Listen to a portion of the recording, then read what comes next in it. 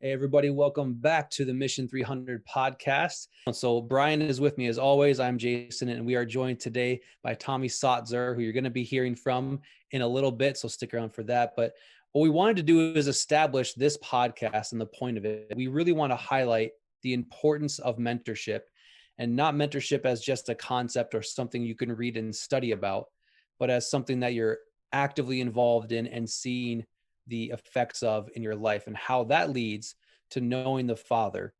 Because really that's what we've built Mission 300 on, is that concept, along with the 4 pillars of identity, strength, courage, and influence. And we've talked about that quite a bit, but we're going to be focusing on those things and highlighting that today. We wanted to talk about the loss of courage and what happens in a society, in a world, when that's taking place.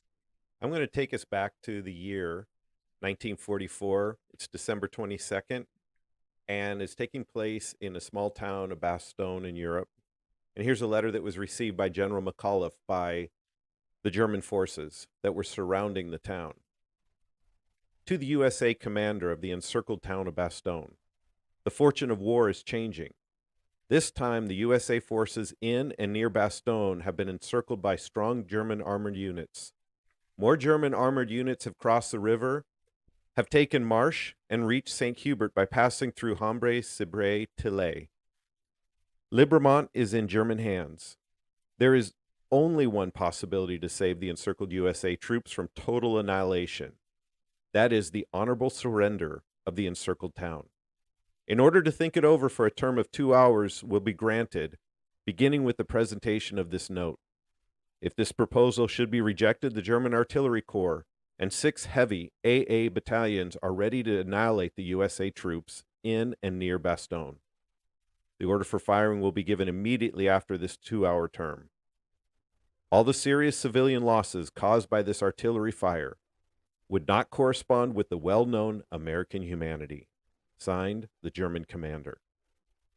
To the response of this, General McAuliffe, when he read it, made one simple comment: nuts.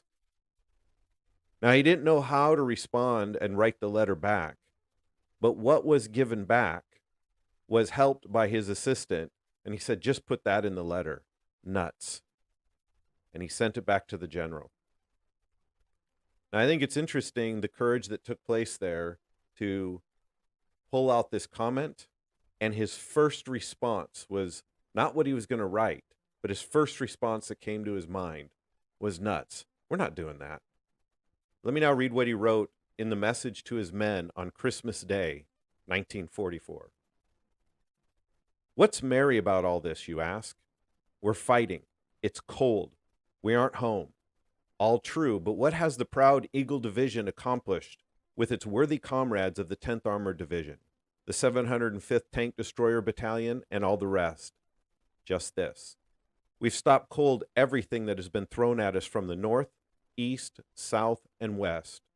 We have identifications from 4 German panzer divisions, 2 German infantry divisions, and 1 German parachute division. These units, spearheading the last desperate German lunge, were heading straight west for key points when the Eagle Division was hurriedly ordered to stem the advance. How effectively was this done will be written in history. Not alone in our division's glorious history, but in world history. The Germans actually did surround us. Their radios blared our doom. Allied troops are attacking in force. We continue to hold Bastogne. By holding Bastogne, we assure the success of Allied armies. We know that our division commander, General Taylor, will say, well done. We are giving our country and our loved ones at home a worthy Christmas present, and being privileged to take part in this gallant feat of arms are truly making for ourselves a Merry Christmas. That is what he wrote to his men.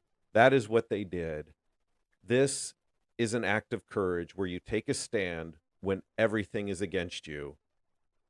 And that courage bred courage. So when we were talking about reading that letter and talking about this story, I was thinking it's one thing to have a historical lesson, which we've all sat through history and we've all learned a bunch of things and facts and information, and then checked it off at the end of the quiz, the end of the semester. And then a week later, Maybe you don't even remember it. It certainly hasn't impacted your life at all. But we chose this one specifically because it brought up another quote that's moderately famous about courage from Winston Churchill. He says, "Without courage, all other virtues lose their meaning." And you think about that for a minute, because we'll look at courage as something that is historically important, sure, but we're never going to need it to that degree. Like, if we're honest with ourselves, how many people listening to this episode think you're going to face something to the degree that those men, those soldiers, that general did, and you're going to need that kind of courage? We've created a world where you don't need that kind of courage anymore. But then what happens when that's no longer a part of your culture or your personal ID? What happens when that's gone? When you've created a world that's so void of the need to be courageous that when something does come up, you don't know where to start. And I think that's what's important going forward in this podcast is I'm excited that we put together a different kind of team. Jason, we've been together for, I don't know, 10 years now, almost 11 Something years. like that. Of working together, growing together, walking through these principles. You are a big asset in how we grow and create programming for the guys that work within our program and the mentorship side. And it's really exciting having Tommy on. So Tommy we've been connected, I think almost about the same amount of time, maybe 9 years. And so Tommy I started coaching his high school team. He was 8th grade at the time, and by 9th grade, he became our chaplain of our team. And it wasn't a chaplain. I didn't know him super well at that point, but you just saw in him there was this core of courage, and he had a way of bringing God into the team and that factor. So we made him a chaplain, and it wasn't. I think the next year he became the youngest captain of our team and captain for 3 years. Our varsity team, our high school varsity team, starting as a freshman. And so this is really kind of a blessing to me because all three of us have worked together. We've seen different levels. All of you have been to Thailand with me. You've seen our programs, and we're all at different age levels. So I'm the old guy, and then we got Jason, young family, pastoring, and we got Tommy in college, stepping into new realms. And we have all three different levels of age groups, different ways of looking at things. And yet we all share this one core idea is we want to know God as a father. And then we've also seen these principles that we talked about not only being in action, but working in us and working at the different levels of our life. So I'm excited where we're going to go, one, in the future of our podcast, but two, to bring perspective and to look at some of these ideas from different lenses as we go forward. So Tommy, we're going to throw you on the spot since you're excited about that, and we're going to get you a new microphone too, so you don't sound like you're swimming. So let's just imagine he's out in the ocean swimming, and he's going to be communicating this. But I'm going to ask you the first question because there's three main points that I want to get to with this podcast. One is the criticalness of courage, why we need it. Two, what happens when it breaks in you? And then three, how do we develop it? So maybe from your perspective of life and decisions you've had to make in transitioning from high school, going into college, making those things, what was the importance of courage for you? And maybe an example of something you had to courageously face in order to move forward and the positive effects of that. Yeah, for sure. So, hey guys, I'm Tommy, new member here, but I've listened and I've been a part of Mission300 for a long time. But one thing, as you were talking that kind of reminded me of is the day that you had called me and talked to me about being a chaplain for the MCA team, the soccer team. That was a moment in my life, I think, where courage really had to take hold, and that it was really important for me to be courageous. Because I was pretty young on the team and we were full of a lot of older people, the courage to say yes to that position was really needed. And I think I didn't say yes because I was courageous or because I knew it was all that, but I knew that you believed in me. And so that gave me the opportunity to step forward and actually kind of walk into that. So I think you asking me and just knowing that you had confidence in me and our conversation over the phone and then our conversations throughout the season, that really helped. So That's a powerful point of you making that distinction of courage, and it can be applied to everything. But when someone sees you that maybe you respect, or someone who has a position of authority, um, especially when it's God, that actually believes in you and has confidence when you may not see that in yourself. I think that is a really powerful point. So what happens though when it comes to courage, and Jason, feel free to hop in on this. We know we have a skill, or we know in our heart we should do something, and we don't step into it. Or let me rephrase that. What happens when we know that and we courageously step forward into that arena? What usually changes in that arena? What usually is the fruit of being courageous in an environment or in a decision? I mean, I think one of the things, at least from my experience, when you actually do step into an arena like that, you realize something in yourself that's strong, that you maybe didn't know was there before, or you were capable of something that maybe hoped you were before, but you weren't sure of. Like you had something on your heart or something in your mind that you would like to do, or really more so someone you would like to be, but you weren't sure of it. And there's no way to be sure unless you actually take that step. But there's so many voices and influences that go back and forth. And so at the end of the day, you have to take that step to actually see that in yourself. You can't see it without that step. Like I think a lot of times we want to see ourselves as the courageous person before we do anything courageous. And there's probably there's a context to that. But I think on at least some level, you can't fully see who you are until you take a step like that. You definitely can't be seen by other people until you take a step like that, because before there's an action, it's all internal. So at best, you have an internal struggle that you're exercising courage in or growing in courage in, but it's not going to have any influence on anyone around you until there's an action taken. Yeah, I would agree too. Kind of going back to the example I had mentioned earlier, like my grandma had always taught me that I was a leader, and she would always say, "Oh, you're a leader, you're a leader." But like whenever taking a step to be a leader, you never really become that. And I think I agree 100% with what you're saying, Jason, is like that you need to be able to take a step, and that you may not feel that immediately, but that's how courage comes, is like through taking that first step and taking that first action.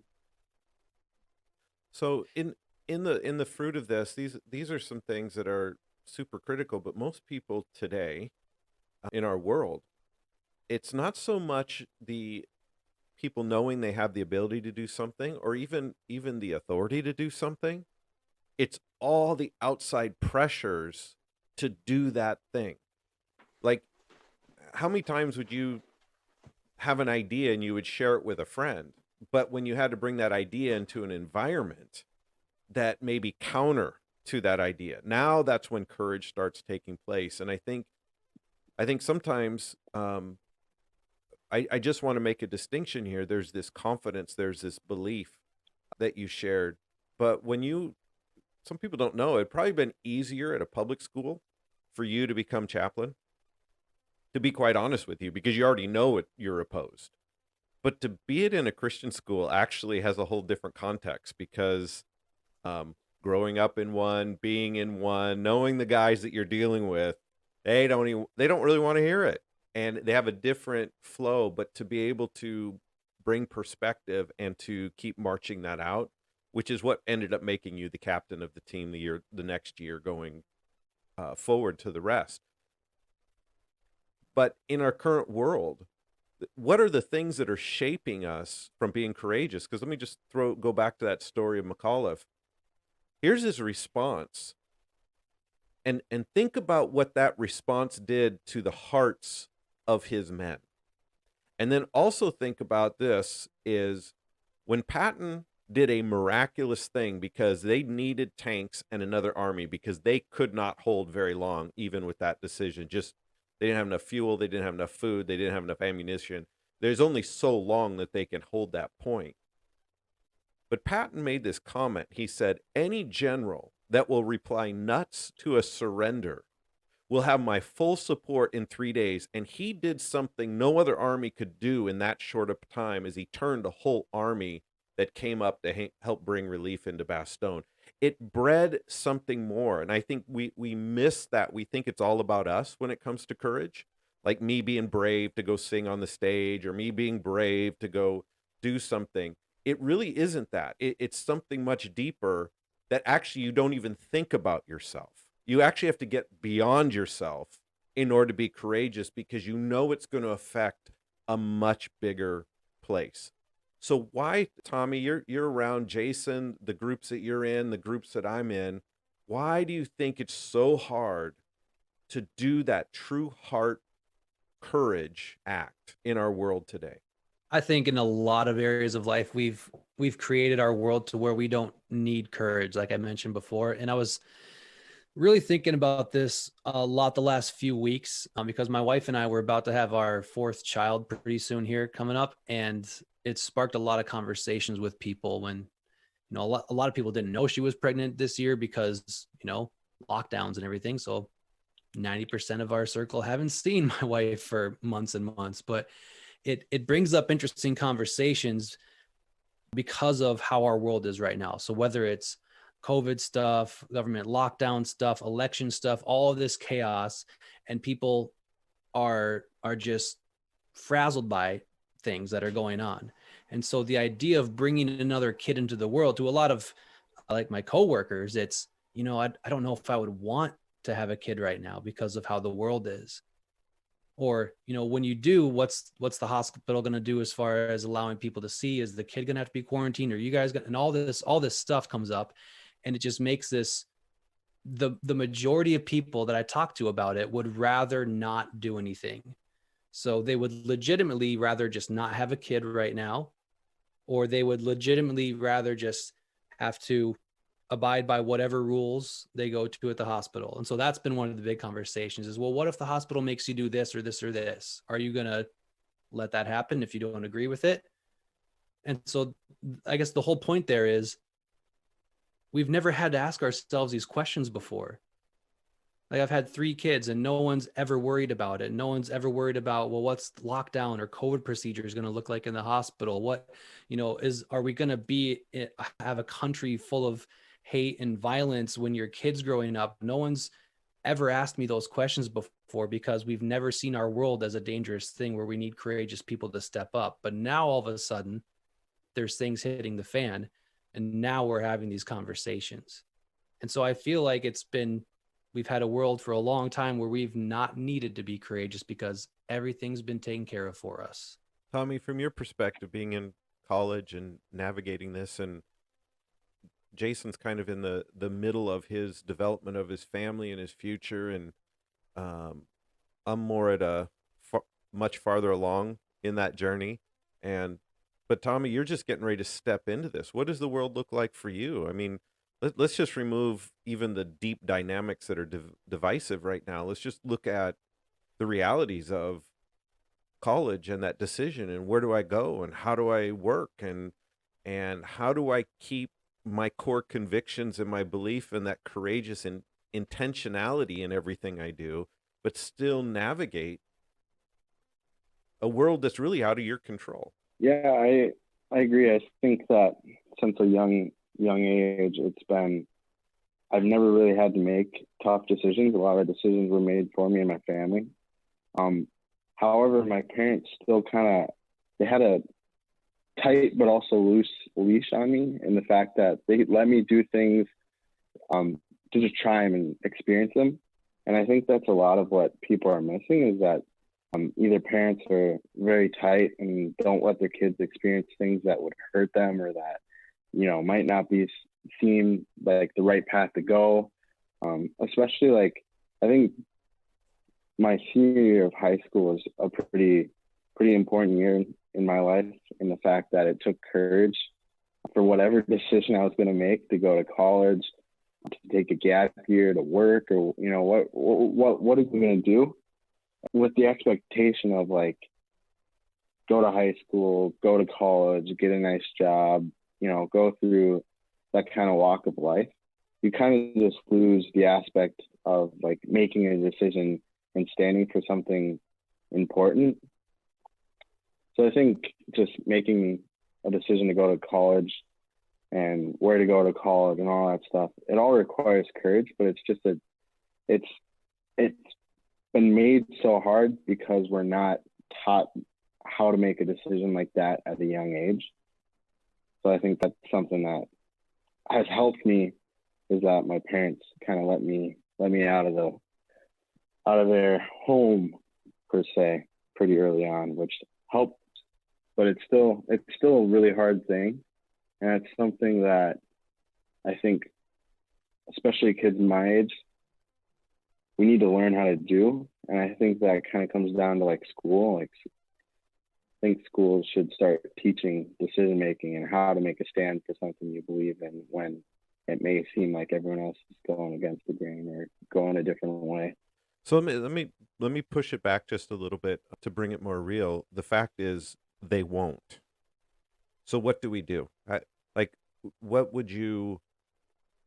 A lot of the principles you walked in, you got to know who you are. You had people believe in you. Your family let you test things out. You went and pushed yourself. In fact, you stayed out. Interesting enough, you were given freedom and confidence, and you stayed more out of trouble than those that were actually obeyed the rules completely. And the moment the rules were gone, they were chaotic. You never were like that. You've always, I've known you since 8th grade. You've always just been a pillar of stability all the way through, a normal guy, not weird, captains of teams. You were well liked in your school. There wasn't something like, you weren't the nerdy outsider person. Nothing wrong with being a nerdy outsider person. That can give you a great strength too. I'm just saying, as far as how people would view that, you could be in the in and you could be in the out, but you never let any of that move. And I think part of it's because you were developed that way.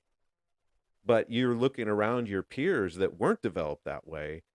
How do you begin helping them now? How do you begin inspiring them into making some of the tough decisions? Because that's really at the heart of courage. It's that tough decision. So just think about that general.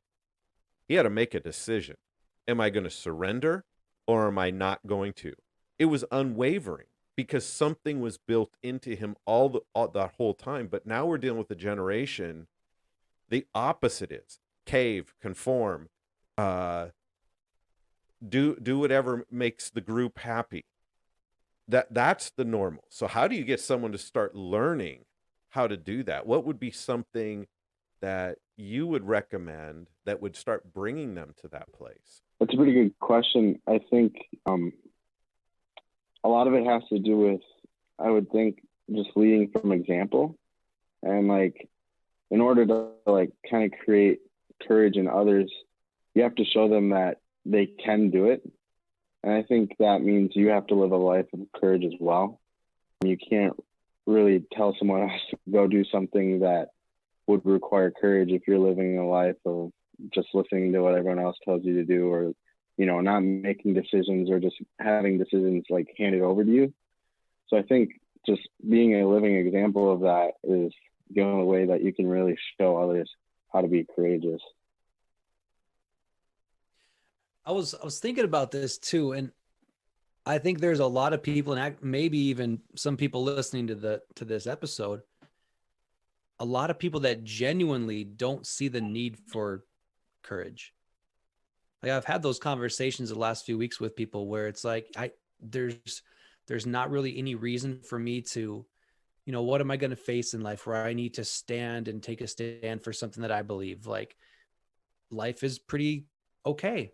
Like, there's people in authority, there's experts that tell me like all the new stuff that I need to know as far as health and safety and all these things. And so there's not something that I need to step out in courage in. Or if people agree with the concept of that, like, yeah, we need courage, but then there's no area of life that they can point out where they need to actually use it. There's always a reason that, well, in this area, no, we don't need to take a stand because of X, Y, and Z. Well, in this area, no, we don't. So I think part of it is we genuinely don't see the need for it. But when you're a soldier surrounded by the enemy, you've got nothing left.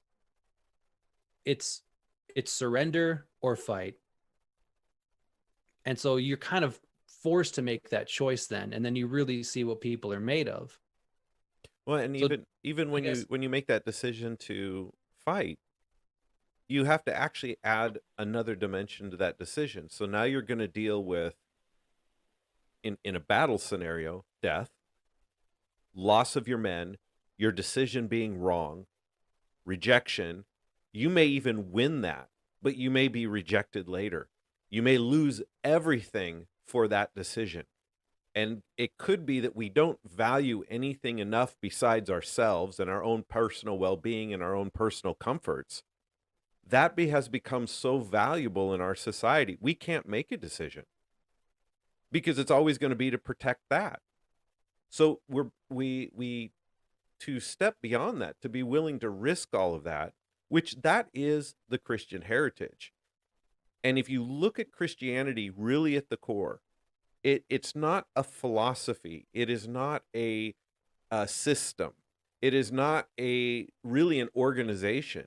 It is a devout belief where someone has valued something so much greater than their own personal life that now they can step forward and they can take the act, even at the cost of everything. We just had a young man in our program, and he came and he's like, I want to know God as a father. And he became a Christian, and his life just began radically change. And then he came to us and said, I now have to go tell my mom.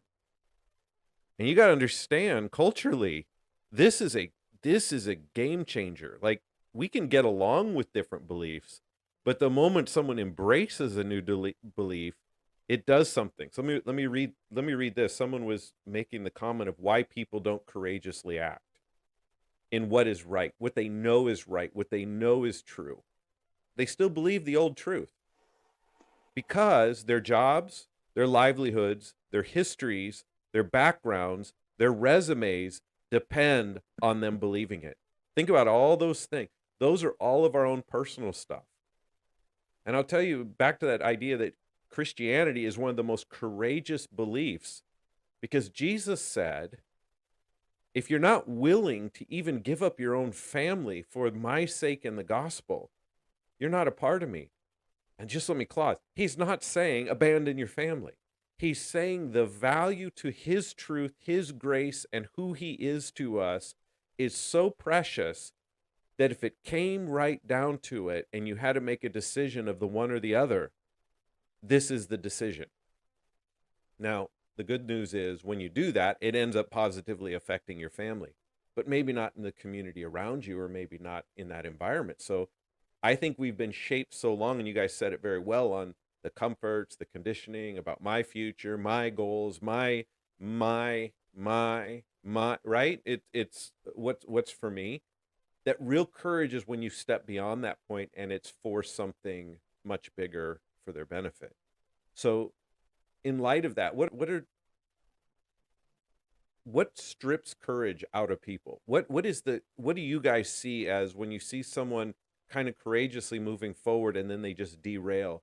What is the thing that you see the most, that the characteristics or the influences or those foundations that seem to get ripped out from underneath them that cause them to cave? I think it's something you just hit on there. When someone stops seeing themselves as a person that actively and actually influences other lives, then it's so much easier to just phone it in and to just go along with the flow. Like, I even go back to the example and think of a soldier. Like, a good soldier's not thinking of himself. He's thinking of his buddy next to him. And I can't give up because of what's going to happen to him, or I can't stop fighting because of what's going to happen to the rest of my crew. And just going through a couple of examples of friends and associates that I've seen that were leaders and that were, taking charge in life and being influential, it really started to derail for them when they when it was only about them now. So now it's not about the legacy I'm leaving behind for my family and my kids. It's not about the people I'm influencing through my ministry or through my job. It's just about me now. It's just about my insecurities and what I'm getting out of this interaction. And then the trickle effect of that starts, and you see them. I watched them just become more passive, more timid, and just phoning in life at that point, because they weren't seeing the bigger picture. They weren't seeing the strength that, oh, I have kids, I'm leaving a legacy and I'm responsible for them. I have people next to me that I need to fight for. It wasn't about that anymore. It was just me, like you were saying. Tommy, what do you see when you see in college, you transition from high school into college, made some good, big, tough decisions that you've shared with me. I'm not going to just share them, but you've made a lot of just really good decisions along those lines. But what are you seeing in the friends and the peers around you that probably have transitioned from someone that was going to be one thing, and then they go off to college and now they're something different? Well, I guess I had more of the question of, it seems like selfishness is kind of like the thing that causes people to lose courage. Is that kind of what you're saying, Jason? I mean, not always, but in a lot of areas of what I've seen, yeah. It's not really obvious selfishness. It's more of a, like, selfishness and self-pity. It never looks like that in the moment to someone. You more feel like you're just too wounded and too hurt from the fight to keep fighting. Yeah, I would say, like, from my experience and people more my age, my friends who are doing well, they see the bigger picture of, like, what is college really preparing me to do? I have a friend who's going through a startup business. He's graduating this spring. He's getting job offers. He's going through all that. But what I really see in him is that he sees the bigger picture of what is all these college classes accumulating towards. It's not just for a degree, to get a job, to get a life, to then whatever. But he's really seeing how these classes and how, like, the everyday mundane things can help him in the long run and achieve, like, his goals. And I would say that the people who maybe aren't seeing as much success are the ones who are just kind of going day in, day out. Oh, we have to do this assignment, but I don't really care what it is. I just turn it in, try and get a decent grade so I can get out of here and start getting a job and getting on with life. And I think that's what makes college difficult in a sense, I guess, is you have to realize what you're doing actually matters in the long run. And maybe some of it doesn't, but making it matter is what gives you the strength to push forward and actually, graduate from college and then get a job. And then you kind of have to do the same thing there, I'd assume, is you have to take those mundane tasks that you don't really care about, but they all affect the bigger picture. And just really seeing that big picture is what I think is really important in having courage to take a stand, is like to know what you're fighting for so well that all the other voices that are saying that's not the right thing, that's wrong, that's whatever, they don't affect you, because you can see so clearly what that big picture and what that goal is, and that you can take a stand against the people who may have a negative view towards what you're trying to do. When it comes to college, do you think that is at least in part because we've made college the default of, well, everyone has to, instead of, oh, if you want to go to some place in your life or accomplish something, then maybe college can get you there. So instead of something that's intentional, that you're like, oh, I want to be X, Y, or Z. So, well, college is going to get me there. It's, well, you got to go to college and then figure out what you want to do. Yeah, I would agree. I think that's something that I kind of struggled with too, is that I didn't know whether college would give me what I wanted to be. But I guess in going to college, I've kind of figured out that college doesn't make me become that person who I want to be. It's my own decisions. Now, college can be used as like a tool to help me get the knowledge, to help me network, help me do a bunch of other stuff. But ultimately, college isn't going to make you the thing that you want to be. It's your own decisions, your own actions, and, you know, all that stuff. So I think it's definitely true that, you know, college is just kind of the next thing. But I also kind of see that changing with COVID and stuff. I've seen a lot of different people make a lot of decisions that would go against the normal, just go to college. And even it seems easier now that it's like a lot of this stuff is online. It's like you can take it for granted or whatever. But I see a lot of people making decisions to go against that, which I think is really cool. And I think that that's starting to change a little bit, but I don't know. We'll see how time plays out with that too. So, Tommy, I've watched you. These aren't just like little cliche words, so everybody's listening. Tommy isn't one of those kids that has been around long enough to know what to say in the right environment. I've watched you do this forever. Like I've watched this whole. We've had lots of conversations watching you do this process. But you told me that there was this time period, because I think something's critical as we're talking about courage, and we're talking about where it comes from. There's a couple things that have stood out as we're talking. Is number one, there has to be some principle that you're standing for. There is something that has to be core of what you are first, that is kind of unmovable. It will bend, it will flex. It's not rigid, but there's something that keeps you in a direction. And then you mentioned this bigger view.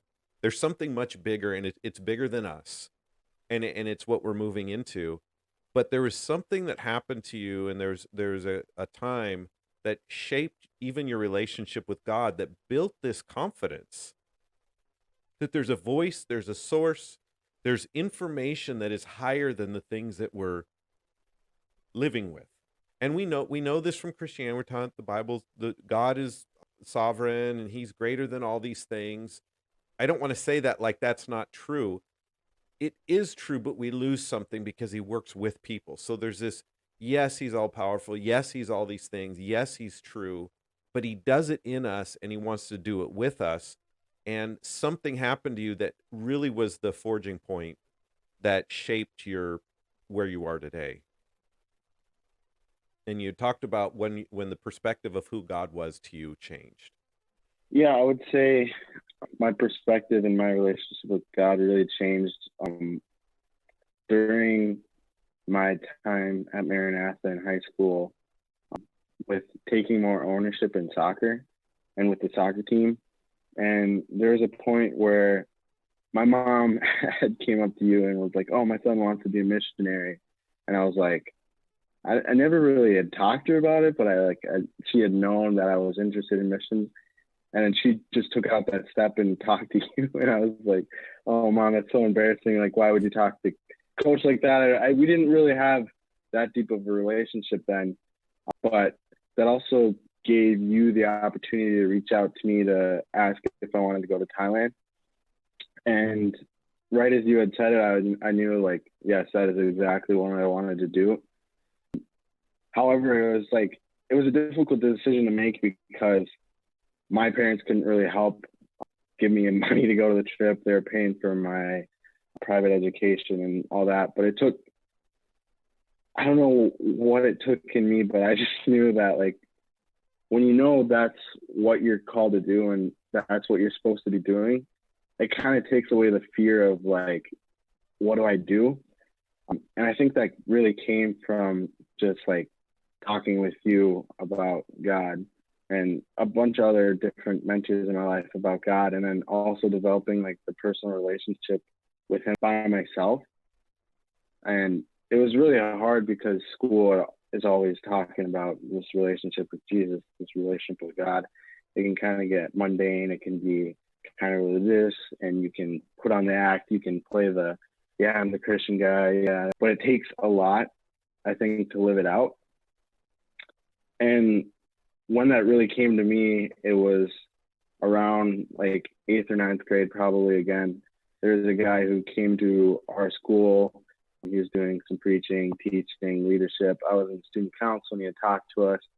And he said the verse of this 1 John 2:6, and it said, "Whoever claims to live in him must walk as Jesus walked." And that was a really critical point for me, where it's like, okay, if I'm really going to live out my faith, I have to start walking how Jesus walked. And I would say from that point, I knew how to answer all the right questions with the Christianese kind of stuff. But really hearing that verse, it made me realize like what Jesus did and how he walked on this earth is how we're called to walk on this earth.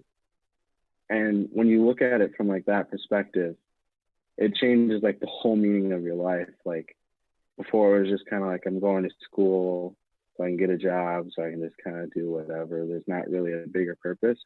But when you walk at it, when you walk out in your life, like viewing yourself as from how Jesus walked, it just changes everything. And that was what really changed my perspective and how to walk in God and stuff.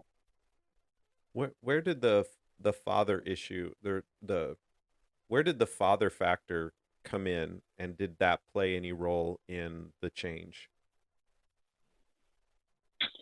Yeah, it definitely did, because I had been around Christianity like my whole life. I grew up in a Christian home. Grandparents took us to church. Parents took us to church. It was something we always did every Sunday. Went to church. It was just kind of like the normal thing. But I never really had that relationship. Kind of like what I was talking about earlier. It was just kind of like the thing. It was just what my family grew up with. There's nothing really there. But then kind of hearing you, I guess, talk about the relationship of the father and how important the father is, that really took a whole different perspective on me. Because when I began to walk how Jesus walked, I guess, I'm not perfect at it. I don't think anyone necessarily is going to ever be perfect at it. But when you start taking those steps, it can kind of be scary.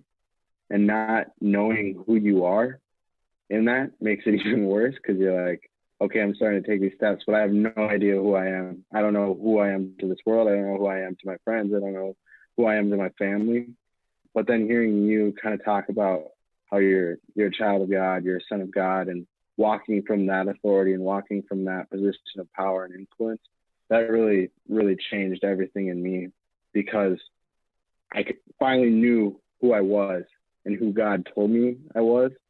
And that's when I really found like the strength to kind of start going out. And I've always been kind of curious and trying new things, but this was like trying new things on a whole different level, where I don't have control over it anymore. I don't have the ability to get $2,000 just willy-nilly to go to Thailand by myself, with no family, nothing, just going out to visit you and really like go on like a trip where I really didn't know anything. And just knowing like my identity is in Christ and like I'm a son of his, that's what really was crucial in me being able to like go beyond what I thought I could and go beyond of like my territory. So Yeah, thanks for sharing all that. There's so much more to that story, but I think there's a perspective that you've lived this out. You've made this a part of you, and you can see that resonate. It doesn't mean that there's every phase of life you get a whole new, oh my goodness, how do I deal with this? Doesn't mean that comes, but there's this anchoring security, and I think that becomes important with even our pillars. Is it begins with knowing who you are. Then you're able to bring out, like how you talked about in college, and Jason, you brought these examples out in raising kids and making the decisions and pastoring and all the things you go through. But that courage element, I think you said it well, Tommy, is there's a much bigger picture for this. So yes, as an individual, God cares about you. You're unique. He values you. He tells Gideon when he says, hey, how come you're not with us? He says, well, I'm with you. Like, I think that's just very profound. Like, it's very personal. His relationship is very personal, but who you are affects so many other things. And it's that courage actually is almost that stripping of, I am something, but I'm willing to let it go for something bigger. That really is at the heart of that courage. And you describe that. Jason, as you are kind of listening to all this and you're walking through it, because as a pastor, you're dealing with a lot of this stuff and you're helping people, encourage them along. And we've lost courage in a nation. I think you guys did a really good job of capsulating a lot of the issues going on, and the number one is we've just been living in an environment that is just so comfortable. I mean, if our phone doesn't flick fast enough, we're irritated. Like, if you really Yeah. ponder that, me growing up, we didn't have a phone. I lived in both spectrums. You guys are in a whole different thing. Like, you guys don't even know what a cassette tape is. I mean, this is how much it's. Well, you know what No, it we know is. what they are. We just Yes, don't need them. you've seen pictures of them. We had I walked through all this transition of technology in the current world. You guys are living it, and you're seeing something else accelerate, but it's so comfort driven. There's no inconvenience. Anything that's inconvenient is being removed, and it's almost a damage to us in some levels. And it's not going away. So to say let's stop it, it's just not. Jason, how do we go from here that we can start creating a courage connection where we can start breeding it? Because if you do remember, our program is built a lot on the Old Testament judges, and when you look at Gideon, he had to send home all these people, and there's three groups of people that were involved. One was the fearful. They all got sent home. Then the second group was those that only thought about themselves. They got all sent home. Like, what's in it for me? Then the third group is they were abandoned to that, and it was about the bigger picture, and they changed the world. And I just want to throw one verse out before you answer, Jason, is Deuteronomy 3:16. Joshua is being talked to by God, and multiple times, I think it's 3 or 4 times, God reminds Joshua of this. He says, Deuteronomy 31:5 and Deuteronomy 31:5 and 6. The Lord will deliver them over to you, and you must do to them exactly as I have commanded you. Be strong and courageous. I love that. That word courage is heart. Be strong. In other words, hold what you are and be firm in it, what you've developed and all those things. And be courageous. In other words, go deeper. Let your heart take you beyond yourself for the bigger picture. Do not be afraid or terrified of them, for it is the Lord your God who goes with you. And I think this is very critical. It's not the thing you're supposed to do that needs courage. It's not the tangible thing. It's not get a degree. It's not move to this city. It's not step into a new arena. It's not the thing that needs courage. It is, do not be afraid of them or terrified of them. It's what surrounds and the people's views and the culture that is the thing that strips courage. And so it becomes very important that we know that is the thing that's after us, for it is the Lord your God who goes with you. And I think that's where we were talking about that foundation point, Tommy, of that critical point that God is with you. He's your father, you're his son, and he's going to go with you. You have to go do it, but he's right there with you. And he will never leave you. He will never forsake you. And your value comes as we grow, your value becomes 100% as his opinion of me is the only one that matters. That is the thing that starts breeding. But it is not easy getting to that point. It is absolutely the most rejecting, lonely, at times, like you're all on your own. That's why you say, who's with me? God, even you've abandoned me. It feels like that sometimes, but in the end, it changes things. So, Jason, I just kind of want you to kind of maybe give your final summary of all that. The other thing about that, even as you were reading those verses, I had like flashbacks to, because I grew up in the church, like hearing those verses preached as a kid in junior high, high school, even through college, where it was, all right, God really wants me to be courageous, and he's going to be disappointed in me if I'm not. So I better muster up some courage. And you get such a different feeling from that when you realize it's not God up there saying, hey, you better be courageous. But if he's actually a father that's next to you and says, I've given you this courage, I'm helping you walk in that courage, and it's actually in you, so you can rise up in it, and it's okay to do that. That's a very different thing, because that is actually what develops courage in a person, at least and speaking from personal experience, because I had plenty of years of feeling like I needed to be more courageous because that's what was expected of me, with little to no result. But when the idea of God the Father came in and really sunk into me, that's when everything changed. And it's just like Tommy laid out there. I don't know if he even did it on purpose, but he basically walked through like identity, strength, courage, and influence, and how that's played out in his life.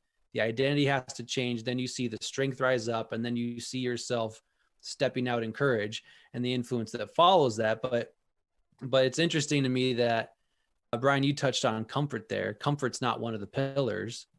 And yet, since I've lived this way, I've had more comfort in my life because of that.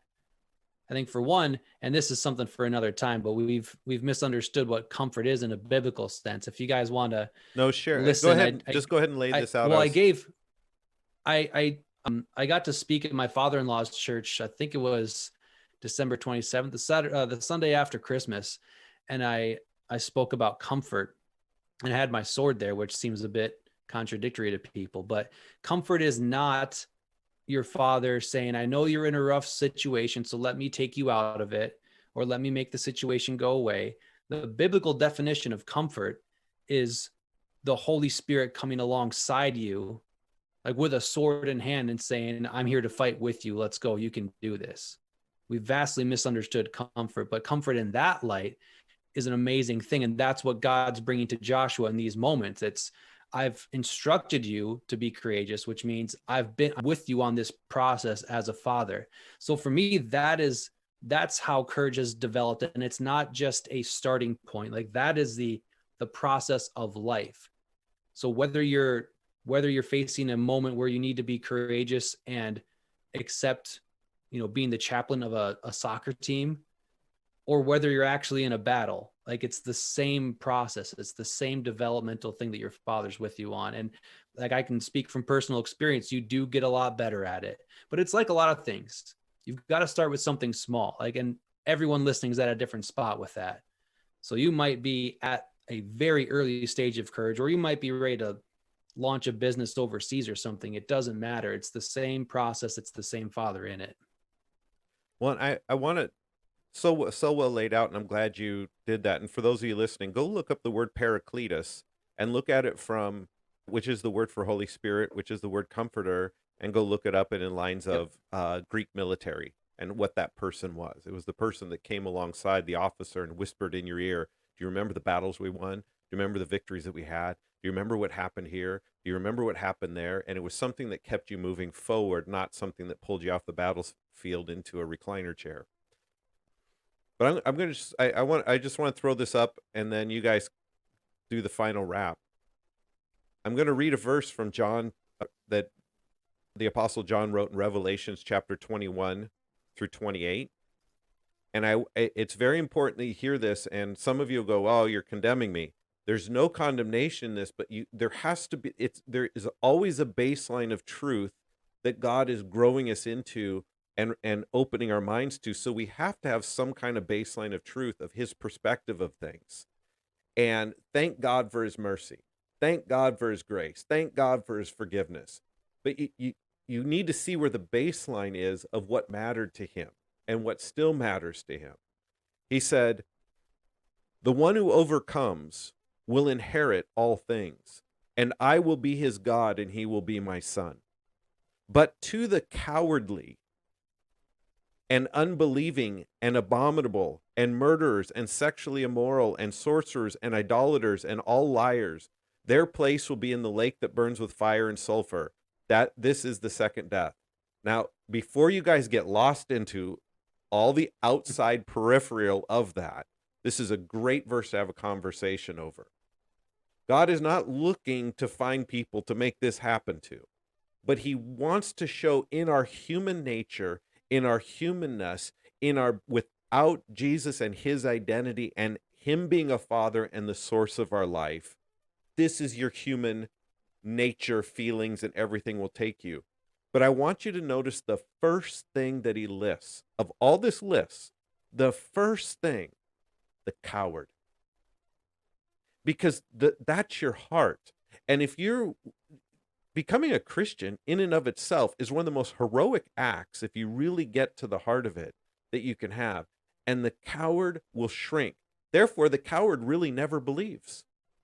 To say I'm a believer, but you live cowardly, there could be some question there. And again, I'm not condemning, throwing judgment. I wanted to read that verse because this order doesn't mean one's worse than the other, but I just do think it's very interesting that John started out with the cowardly. And it's an abomination to God, but it doesn't mean he can't redeem you if you've been cowardly. I'm just saying there has to be a baseline of what truth is. So with that. Well, I think to that should be encouraging because it means that courage is something that is part of your DNA as a believer. And if you're not feeling it, it means it's been stripped from you, but you can get it back. So it's not abnormal for you to be courageous. That's part of your makeup. What's abnormal is whatever's brought you to this place where you're not feeling it. Those are my final thoughts. I think my final closing thought would be what Jason was just talking about is really important to know that courage is your true identity, and that when you're living outside of courage, it's a false identity, and you're pretty much living out a lie. And that lie can come from yourself, it can come from family, it can come from many different things. But I think it all comes down to the importance of like knowing that courage is who you are, and courage is who God made you to be. So with that, I would just say, like, know that God made you courageous so you can act courageous and you can do courageous things. All right, everybody, we're going to wrap it up for this episode. We appreciate you guys listening each and every time. We have a lot of new and updated content that's going to be coming this year. So make sure you keep your eye on the website. It's outboundlife.org if you haven't been there in a while. We've got some new and exciting things coming up, and you can get on the mailing list there as well. But until next time, keep the faith and stay in the fight.